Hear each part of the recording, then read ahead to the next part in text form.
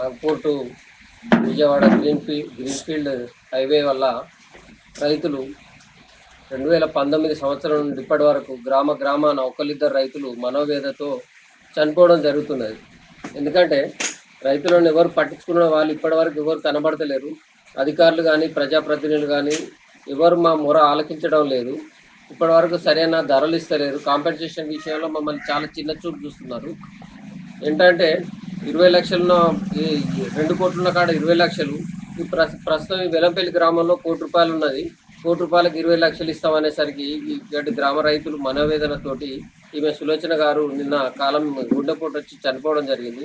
ఇదే పరిస్థితి పునరావృతం అవుతున్నది. కానీ ఎవరు మమ్మల్ని ఆదుకున్న వారు లేరు, మా గురించి ఆలోచించిన వారు లేరు. ఇదే పరిస్థితి ఇలాగే కొనసాగితే తీవ్రమైన పరిణామాలు గవర్నమెంట్ వారు ఎదుర్కోవాల్సి వస్తుంది. మేము భూములు ఎత్తి పరిస్థితులు ఇచ్చేది లేదు. మిగతా వాళ్ళని న్యాయ పోరాటం చేస్తాం, ఎంతటికైనా తెగబడతాం. మా హక్కులు సాధించుకునే వరకు మేము పోరాటం ఇదే విధంగా సాధిస్తాం. కానీ గవర్నమెంట్ వారు భూమి తీసుకున్నప్పుడు న్యాయంగా న్యాయపరమైన చట్టపరమైన రేటు మాకు కట్టియాల్సిన అవసరం ఉన్నది. ఇంగిత జ్ఞానంతో వ్యవహరించి మాకు సరైన ధరలు ఇస్తేనే మేము భూములు ఇస్తాం.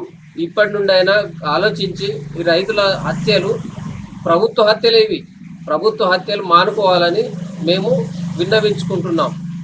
ఇప్పటి వరకైనా మాకు ఆలోచన చేయండి. ఆలోచన చేసి సరైన ధరలు ఇస్తేనే మేము భూములు ఇస్తాం. లేదంటే ఇలాంటి పునరావృతం అయితే మాత్రం తీవ్రంగా పరిణామాలు ఉంటాయి.